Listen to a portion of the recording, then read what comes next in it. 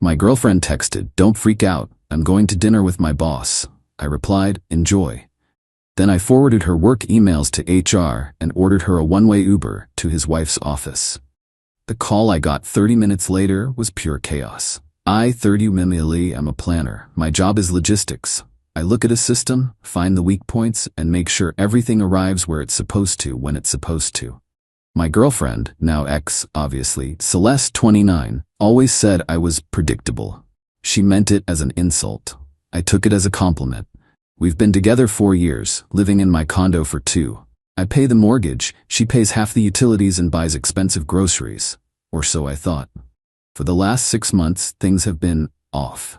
She's in marketing, and her boss, Gavin, 45, suddenly decided she was a superstar. This meant late strategy sessions, weekend client emergencies, and a lot of new designer bags that her salary definitely doesn't cover. Whenever I'd ask, she'd give me that pitying look. "Artie, babe, this is just what the fast track looks like. You wouldn't get it." I didn't get it. But I wasn't stupid. The weak point in her system? Our shared living room iPad. We use it to stream movies, order food. She'd used it to check her personal email and never logged out. I wasn't snooping, I swear. I opened the browser to look up a recipe, and her inbox was just there. It was an email from her, to herself, forwarding a chain from her work account. Subject to 3 expense approvals. It was her and Gavin, and it was meticulous. She wasn't just sleeping with him, she was billing him, and he was approving it. Client dinner, Megacorp, at Le Fantôme, $150. That was the night she told me she was at a spin class with her sister. Team building strategy weekend at the Vineyard Hotel, $200. This included spa treatments and room service for a team of 2. Contingency supplies, client gifts from a high-end department store, $1,500. I recognized the store. It's where she got her new trench coat and those red-bottom shoes. It was all there. Dozens of emails. Him approving everything with little notes like, "Happy to help superstar, see you tonight." And her replying, "You're the best, G, can't wait." My blood didn't run cold, it just settled. It was a logistics problem. The shipment, my trust, was rotten, and the delivery address was wrong. I sat there for an hour. I screenshotted everything, every email, every expense line, every fawning reply. I saved it all to a new secure cloud drive she knew nothing about. Then I did a little digging. Gavin. Married, of course. His wife, Diana. Partner at a shark-infested family law firm downtown. Oh, that is just perfect. I waited. For 2 weeks, I was the perfect, predictable, supportive boyfriend. I made dinner. I listened to her complain about presentation stress. I was just waiting for the right moment. It came last night, a Tuesday. She was getting ready, doing the full face makeup, using the perfume I hate because it's too strong. "Big night?" I asked, sipping a beer. Yes," she sighed, adjusting her dress. "Gavin wants to go over the new campaign. Just dinner, but it's so tedious." "Don't wait up." She kissed my cheek. It felt like a mosquito bite. She left. At 7:05 p.m., my phone buzzed. "Celeste, don't freak out, I'm gonna dinner with my boss. Just us. Big project. Behave." That condescending little wink, that was the green light. I replied, "Enjoy." Then I executed the plan. 7:06 p.m., I opened a fresh, anonymous email account. I drafted a message to the head of HR and the chief financial officer at her company. Subject, urgent, expense report, fraud and misuse of funds. Gavin, last name's department. Body. To whom it may concern, I am a concerned employee. Gavin, last name, has been using company funds to finance an affair with his subordinate, Celeste. They have been filing fraudulent expense reports for months. I have attached just a few examples of hotel bookings, spa treatments, and luxury goods disguised as client dinners and team building. I suggest you audit his department immediately. I wish to remain anonymous. I attached the 10 most incriminating screenshots. Click Sent. 7:10 p.m. I opened the Uber app. I knew the restaurant. Gavin was predictable too. Le Fantôme, their client spot. Pickup, Le Fantôme, destination 121 Financial Plaza, the offices of Diana's law firm. 7. I sent a text to Celeste. "Change of plans, your ride is here." I blocked her number, blocked her on all social media, logged out of the shared iPad. I sat back, I turned on the TV. I didn't feel angry, I felt efficient. At 7:43 p.m. my phone rang. No caller ID. I let it ring twice. Answered. Silence, then panicked whispering. "Who is this?" It was Gavin. He sounded like he was in a closet. "Hello," I said pleasantly. "What did you do? What did you do?" She's at Diana's office. The Uber just left her there. She's in the lobby. Diana just called my cell. She saw her on the security feed." "What is happening?" He was hyperventilating. It was delightful. "Gavin, old sport," I said, using a nickname I'm pretty sure he's never been called. "That sounds like a terrible logistics problem. You've got a high-value asset in the wrong delivery zone, and it looks like your partner Diana is handling the receiving. This isn't funny. You have to call her. Tell her it was a joke, a prank." "A prank? Like billing your company for a spa day with your girlfriend? That kind of prank?" Dead silence. He knew. "Gavin," I said, my voice dropping. "You and Celeste made a critical error. You thought I was stupid. I'm not stupid. I'm thorough. Your superstar has been forwarding her work emails, the ones with the expense reports, to her personal account, on our shared iPad. You're not just a cheater, Gavin. You're an idiot. And you approved fraudulent documents. I think HR got my email about, 30 minutes ago." I heard a sound, a muffled sob. "You're done," I said. "Both of you. Now, if you'll excuse me, I have some packing to do. Don't ever call this number again." I hung up. The apartment was so quiet. I grabbed a stack of heavy-duty trash bags and headed for her closet. Time to streamline the inventory. Update 1. It's been about 72 hours since the Uber. The silence in my apartment has been amazing, but the noise from the outside world has been intense. So the immediate aftermath. Around 1:30 a.m. on Wednesday morning, the pounding started. Not just a knock. A full-on, end-of-days pounding. "Arthur, open this door, you psycho. Open it right now." I was on my couch watching a documentary. I didn't move. I'd already put the chain on and double-bolted the lock. "You think this is funny? You ruined my life. My career is over. Gavin is..." More pounding. She was kicking the door now. "I'm calling the police. I'll tell them you assaulted me." That was a mistake. I picked up my phone and started recording her threats. After about 10 minutes of this, she actually did it. 2 police officers showed up around 2 a.m. I saw the flashing lights through my blinds. I answered the door, chain still on. "Officer 1, sir, we received a call from this woman. She says you've locked her out of her apartment." Me, tired. "Officers, good morning. This is my condo. She was my girlfriend. She doesn't pay rent and isn't on the mortgage. We had a non-domestic breakup this evening. She's been threatening me for the last 20 minutes. I have a recording of her screaming she was going to file a false assault report." I held up the phone. The officers looked at each other, then at Celeste, who was now doing the hysterical crying thing. "Celeste, he's lying. He's crazy. He trapped me. He sent me to some witch's office." "Ma'am, where did he send you?" "My boss's wife's office. He's stalking us." "Sir, did you do that?" "Officer, I ordered her an Uber. She's an adult. She could have gone anywhere. She chose to make a scene." I looked at them. Honestly, I found out she was having an affair and stealing from her company, all while living in my home. I ended it. Now she's trespassing. This is a civil matter. And I'm happy to arrange a time for her to get her belongings with a civil standby, but I don't feel safe letting her in right now, especially after the false report threat. The cops were done. They told Celeste this was a civil dispute and that she couldn't be here. They told her she needed to find somewhere else to stay and contact me in the morning to arrange getting her things. She was livid. This is my home. I have makeup in there. My laptop. They eventually made her leave. I watched from the window as she stomped off to her car, the one I co-signed for, another problem for another day, and sped off. The next day, the real entitlement wave hit. My phone rang. Her mother, Brenda. "Brenda, Arthur, thank heavens. Celeste is here, and she is an absolute wreck. I think you owe her an apology." "Me an apology? For what exactly?" "For this stunt. You embarrassed her. You sent her to that horrible woman's office. You got her suspended. Gavin was fired this morning, Artie. Fired. They walked him out. All over a little mistake." "Me, Brenda, a little mistake is spilling wine. Billing your company for spa days and designer shoes to cover an affair isn't a little mistake. It's called fraud. She's lucky she's only suspended and not arrested."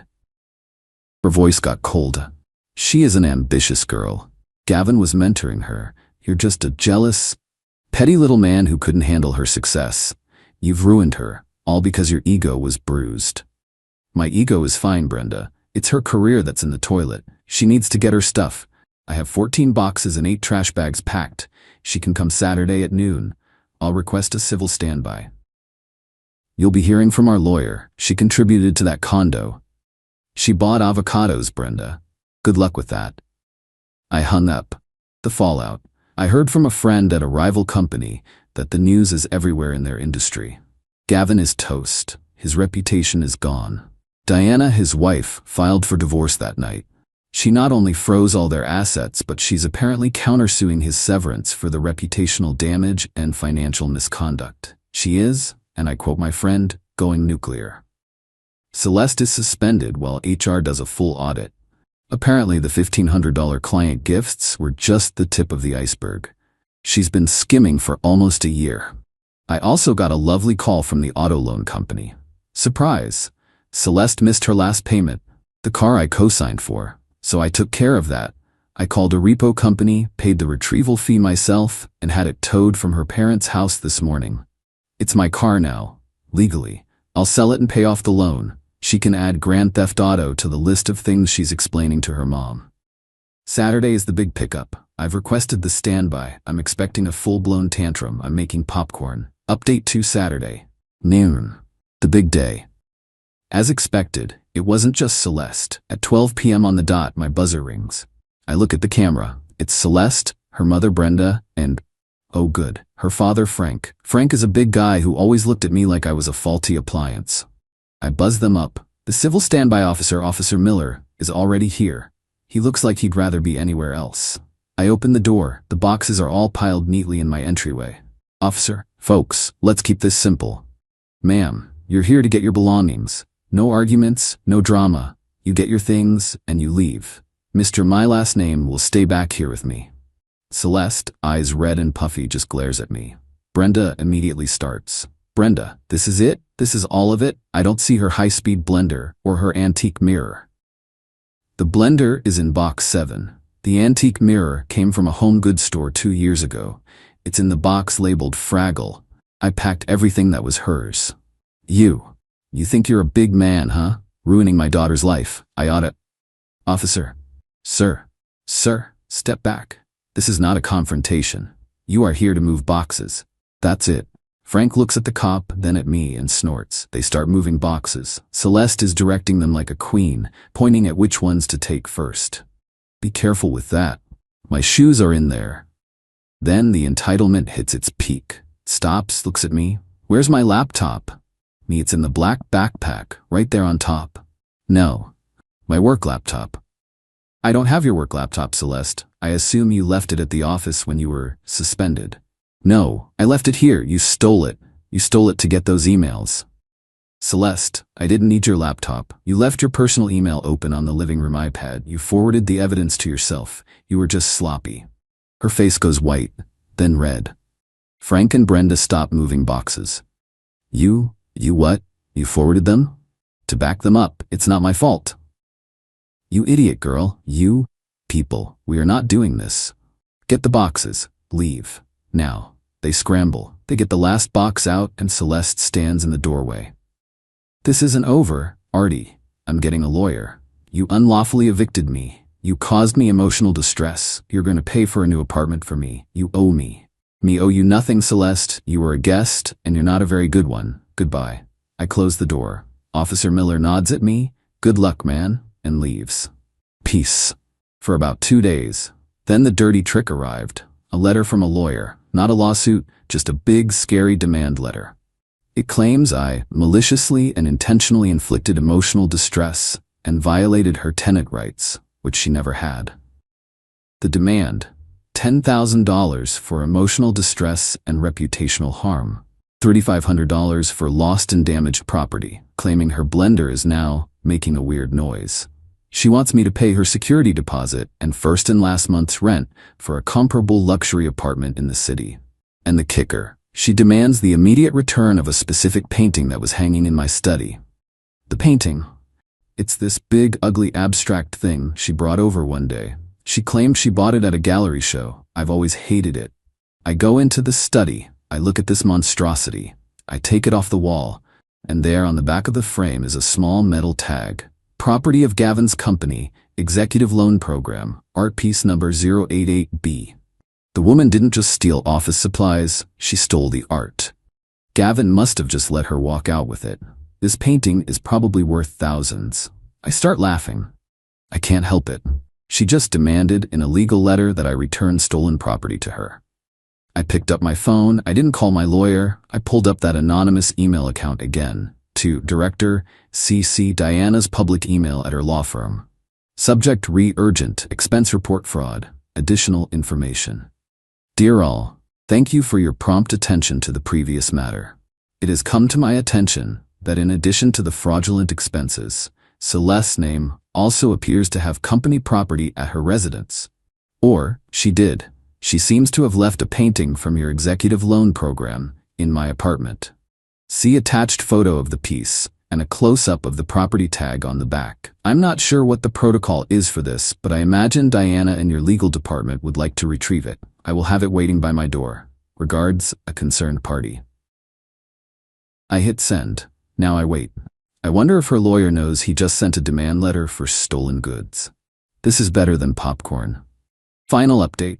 It's been about 2 months. The dust has settled and the fallout is comprehensive. So that email about the painting?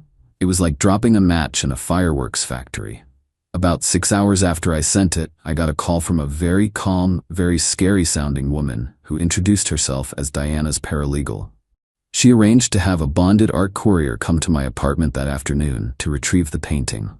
The courier showed up, treated the ugly thing like it was the Mona Lisa, and had me sign a form. It was efficient. Apparently, the painting was a leased piece valued at $22,000. It was not something Gavin could just loan out. This moved the whole affair from internal fraud to grand larceny. Celeste's lawyer went completely dark. My own lawyer, who I finally hired for a formal consultation, sent a polite reply to the demand letter, noting that we found the lawyer's request for the return of stolen company property very interesting, and that any further contact would be considered harassment. We never heard from that lawyer again. The final bomb dropped last week. I got a call from a number I didn't recognize. It was Gavin. He didn't sound like he was in a closet. He sounded like he was calling from the bottom of a well. Arthur? Me Gavin? I told you not to call me. Please. Just, please. You have to help me. They're pursuing criminal charges for the expenses, for the painting. That Celeste told them I gave it to her as a gift. But Diana, my ex-wife, she's working with the company's lawyers. They're trying to ruin me. Me? Sounds like they're doing a great job. What does this have to do with me? Gavin. He was actually crying now. A wet, pathetic sobbing. You could tell them you lied. Tell them you faked the emails, that you stole the painting yourself and framed us. I'll pay you. I can get $15,000. Just tell Diana you were a jealous ex and you made it all up. I just sat there. He wanted me to confess to multiple felonies to save his skin, the audacity, the sheer, uncut entitlement. Me. My voice was quiet, all the humor was gone. I just felt tired and angry. Gavin, you and her, you stood in my home. You laughed at me. You thought I was a predictable, stupid utility you could just use. You thought I was the before picture, and you were the after. You disrespected me. You disrespected your wife, and you stole from your company. You're not upset that you did it. You're upset that a predictable man like me knew how to forward an email. But $15,000. Me. Gavin, the $15,000 you're offering is probably the last bit of cash Diana didn't find. You made this bed, you approved the expenses, you let your superstar walk out the door with a $22,000 painting. This isn't my problem. This is your consequence. Goodbye. I hung up. I blocked his number. Here's the final scoreboard, from what I've heard through the grapevine. Gavin, fired, divorced. Diana took him to the cleaners. She had the fraud and the affair as leverage. His company is pursuing criminal charges for the fraud and theft. He's probably going to jail. Celeste, fired. Also named in the criminal complaint as a co-conspirator. Her industry is tiny. She's blacklisted. No one will hire her. Her unlawful eviction lawsuit never materialized. Last I heard, she had to sell her car, the one I repoed and sold, forcing her to pay the difference on the loan, and is living back in her childhood bedroom. Brenda and Frank are apparently furious at her. The car, I sold it, paid off the loan, it barely covered it. I lost about $500. I consider it a cheap price to be free of her. The condo is quiet. I bought a new painting for the study. It's a landscape. It's very predictable. It cost $200, and I have the receipt. It's weird. You spend 4 years with someone, and then it's just over, like a bad logistics contract. I'm not hitting the gym or climbing mountains. I'm just here. I'm processing the fact that the person I loved was a narcissistic thief. It stinks. It's a betrayal that leaves a mark. But then I look at the new painting, I order a pizza, I open a beer, and I enjoy the silence. She wanted the fast track. She just didn't realize it was a one-way train, and I was the one who forwarded the switching manifest. She was right. I am predictable. I predict that when you mess with a man's home and his trust, you end up in a world of trouble. System corrected. Shipment delivered.